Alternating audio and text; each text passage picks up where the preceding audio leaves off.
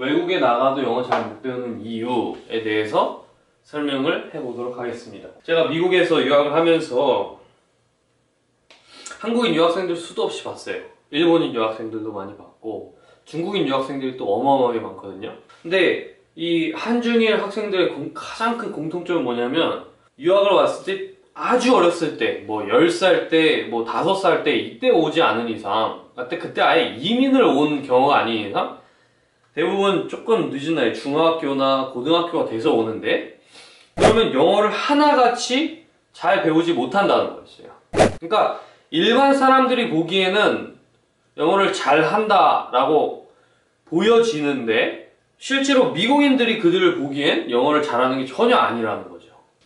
그럼 첫 번째부터 제가 이제 이렇게 봤어요. 제가 이번 시간엔 이런 말 하기에 앞서 그러니까 어떤 한국의 이런 교육들이 어떠한 영어 교육 방법이 있고 그러한 방법들이 어떠한 단점을 지녔는지에 대해서 제가 이번 강의에 이야기를 하고자 합니다. 영어 왜 서점에 가면은 뭐 있잖아요. 코너가 소설책 코너도 있고 뭐 여러 가지가 있잖아요. 역사책 코너들도 있고 근데 영어책 코너들이 항상 있단 말이에요. 그죠? 그 서적들을 제가 하나하나 읽어봤어요. 물론 수천 권을 다 읽어보진 않았지만 대부분의 책들을 읽어봤을 때 그 책들이 10가지의 분야로 이렇게 나눠지더라고요. 그래서 수많은 영어 교육자들이 이러한 주장을 하는데 물론 이러한 책들의 이러한 주장들의 장점도 있겠지만 단점에 대해서 오늘 좀 얘기를 해보려고 해요. 첫 번째로 단어와 문법 공부. 단어와 문법 공부의 가장 큰 문제점은 뭐냐면요. 두려움이에요. 두려움. 언어학자들이 연구를 했을 때 단어와 문법을 배운 학생들과 단어와 문법을 배우지 않은 학생들을 연구해 봤을 때요. 단어와 문법을 배운 학생들이 오히려 말을 잘 못하는 그런 현상을 보였어요. 그럼 왜 그러냐라고 봤더니 무엇이 문제였냐면 두려움이었어요. 두려움. 말이라는 건 그냥 배우기만 하면 돼요. 사실 들을 수만 있으면 말할 수 있고 말할 수 있으면 의사소통할 수 있고 의사소통할 수 있으면 읽을 수 있고 읽을 수 있으면 쓸 수 있는 거거든요. 언어라는 것은 그렇게 이루어지는 것인데 듣기가 되지 않는 상태에서 말하기가 되지 않는 상태에서 단어와 문법만 외우게 되기 때문에 두려움이 먼저 생긴다는 거죠. 그래서 말이 전혀 나오지 않고 듣는 것도 전혀 거의 들리지 않고요. 사실 그런 문제점이 있다는 거죠. 두 번째, 패턴 영어. 패턴 영어엔 제가 이제 복싱을 한 6년 정도 했는데요. 이 패턴 영어라는 건요. 그러니까 영어라는 게 그런데 복싱과 같은데 패턴 영어는 뭐냐면요. 영어에 이런 패턴이 있고 저런 패턴이 있으니까 이것도 외워라. 외우고 써먹어 봐라. 그럼 영어가 된다 이런 말인데 이건 뭐랑 같냐면 복싱에서 외우라는 거랑 똑같아요. 복싱을 기본기를 완벽히 해서 그 기본기를 수만 번 연습해서 그게 완전히 자기 것이 됐을 때 그제서야 진짜로 제대로 된 기술들이 나오는 건데 이 패턴 영어라는 건 그냥 무조건 외우라는 거거든요. 그냥 몇 문장 외우면 영어 말이 된다. 근데 사실 영어라는 것은 언어라는 것은 꽤나 방대해서요. 5천, 6천 문장 이상이 돼야지 어떤 그러한 문장들이 사람 안에 내재가 되어야지만 말이 제대로 나올 수가 있다는 거죠. 근데 몇몇 패턴, 그 뭐 수십 개, 수백 개의 패턴을 외워서 말이 된다? 이거는 거의 사실이 아니라는 거죠. 이거는. 세 번째로는요. 듣기만 하면 영어가 된다. 그러면 영어를 배울 수 있다. 라는 주장들을 영어 교육자들 상당히 많이 했어요. 근데 제가 아까 말씀드렸듯이 이러한 주장은 상당히 구시대적이에요. 상당히. 간단하게 뭐 호흡과 리듬까지 가지 않더라도요. 발음 하나만 보더라도 R이나 L 발음을 대부분의 한국 사람들이 구분해낼 수가 없어요. 미국에서 어렸을 때서 자란 어떤 그런 사람이 아니라면 right 할 때 있잖아요. It's on the right 할 때 그 right랑요. light, 그 빛에 할 때 light랑요. 완전히 다른 단어지만 한국인들은 대부분 그걸 right와 light의 소리를 잘 구분해내지 못해요. 구분해낸다 하더라도 제대로 따라하지 못하죠. 발음만 딱 봐도 이렇게 문제가 생겨버리는데 호흡이나 리듬까지 들어가면 이거 안 되죠. 듣기만 한다고 영어가 되는 건 아니라는 거죠. 그 다음에 네 번째고요. 발음 공부만 하면 영어를 배웠을 때 마찬가지예요. 리듬과 호흡.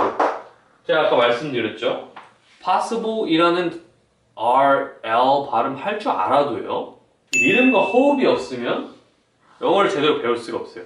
A lot of people ask me if it is possible to sound like a native speaker 하면서 그 문장 안에 a lot 하면서 위로 올라갔다가 people 하면서 내려갔다가 ask me 하면서 조금 더 다시 올라가죠. If it is possible 하면서 if it is 에서는 좀 내려가죠. 강세가 약해요. possible 할 땐 또 올라오죠. To sound like a native speaker. to 할 때 조금 내려갔다가 sound 할 때 조금 올라가죠. Like a native speaker. like 할 때 조금 내려가고요. speaker 할 때 native speaker 할 때 올라가죠. 일단 이러한 리듬이 있다는 거예요. 리듬이. 호흡도 마찬가지고요. 다섯 번째. 영어 소설책만 읽으면 영어 정보 마찬가지예요. 언어라는 건 들을 수만 있으면 말할 수 있고 말할 수 있으면 대화할 수 있고 대화할 수 있으면 읽을 수 있고 읽을 수 있으면 쓸 수 있는 거예요. 그렇게 언어가 확장이 되는 것인데 그렇게 확장이 되는 것이 가장 올바른 방법이라는 거죠. 올바른 방법. 그런 올바른 방법대로 여러분들은 한국말을 배운 거고요. 영어는 여태까지 잘못된 방법으로 배웠던 거예요. 듣고 말할 수 있기도 전에 쓰기를 연습했죠. A, B, C, D 쓰기를 연습했다는 거예요. 그런 잘못된 방법으로 영어를 배웠기 때문에 영어를 제대로 할 수가 없었다는 거죠. 근데 이러한 학생들을 두고 소설책을 더 읽어라 하는 것은 이거는 정말 이건 아니라는 거죠. 이건 학원비 더 받으려 하는 거예요. 사실은 이거. 여섯 번째, 각종 회화책들. 인풋과 아웃풋에 대해서 얘기를 하고 싶어요. 요거랑 상당히 9번이랑 상당히 관련이 많거든요. 보면 밑 빠진 독이에요. 밑 빠진 독. 인풋이 없으면 아웃풋이 없는 거예요. 인풋이라는 건 넣는 거고요. 아웃풋이라는 건 나오는 거죠. 독에다가 물을 부어요. 항아리에다가. 이런 항아리에다가 물을 붓는다고요. 그럼 이 물이 계속해서 조금씩 차죠. 처음에는. 그럼 반응이 없다가 나중에 이게 확실히 차게 되면 그때부터 넘쳐 흐르기 시작해요. 그때부터 걷잡을 수가 없는 거예요. 어린아이가 언어 배우는 모습을 보면 이렇다는 거죠. 인풋이 있어요. 듣기를 충분히 듣죠. 엄마 하는 소리를 수천 번을 들어요. 아빠 하는 소리를 수천 번을 듣고. 그리고 뭐가 돼요? 아웃풋이 나오기 시작하죠. 아웃풋이. 근데 이런 단순한 회화책들이나 원어민 교사들 고용한다고 해서 인풋이요. 막대한 인풋이 이루어질 수가 없다는 거죠. 듣기가 제대로 되지 않는 상태에서 원어민 교사들 고용해갖고 말하게 시킨다고 해서 듣기가 갑자기 잘 들릴 리도 없고요. 소리내 책 읽기도 마찬가지죠. 소리내서 책 읽는 거 사실 좋은 방법이에요. 사실 좋은 영어 공부 방법인데 이것도 마찬가지예요. 발음이 많이 망가질 수 있다는 거죠. 그리고 영어 리듬과 호흡에 대해서 잘 공부하지 못할 수가 있다는 거죠. 본인이 그냥 소설책을 그냥 막 쭈쭈쭈 읽으면 물론 단어 향상이나 문법 향상은 좋겠죠. 그렇지만 본인의 발음을 누가 바꿔줄 수 있는 사람, 어떤 본인의 발음을 지적해줄 수 있는 사람이 없기 때문에 이 발음을 제대로 배울 수가 없다는 거예요. 발음이 왜 중요하느냐. 그러니까 발음 그거 중요하지 않다. 말하는 사람의 의도가 중요하지 발음 그거 안 중요하다라고 말하는 분들이 많이 계신데 발음이 왜 중요하냐면요. 발음이라는 건요. 발음과 제가 아까 말했던 더 깊이 들어가면 리듬과 호흡이라는 건요. 의사소통을 하기 위해서 필요한 거예요. 제가 말하는 걸 영어를 모국어로서 쓰는 사람들이 제가 말하는 걸 이해할 수 있어야 되고요. 그 사람들이 말하는 걸 제가 이해할 수 있어야 돼요. 그러기 위해서 발음이나 리듬이나 호흡이 필요한 거지 그냥 미국인들처럼 영어 잘하는 것처럼 보이기 위해서 그런 게 필요한 게 아니라는 거죠. 마찬가지로 영화나 드라마만 무조건 보면 영어가 정복된다는 분들도 많은데 마찬가지 주장이죠. 영화나 드라마 무조건 본다고 해서 영어가 될 리가 없죠. 가능해요. 어린아이들 같은 경우는 가능해요. 7살, 8살 정도 된 아이들 같은 경우는 가능하지만 이미 모국어가 확실히 형성된 아이들 같은 경우는 불가능하다는 거죠. 쓰기 교재도 마찬가지로 제가 아까 말했듯이 듣기와 말하기와 읽기와 쓰기 순으로 언어가 확장이 돼야 하는데 그것을 반대로 가려는 거죠. 그래서는 영어를 한국말 배웠듯이 이렇게 배울 수가 없겠죠. 예, 여기까지 하겠습니다.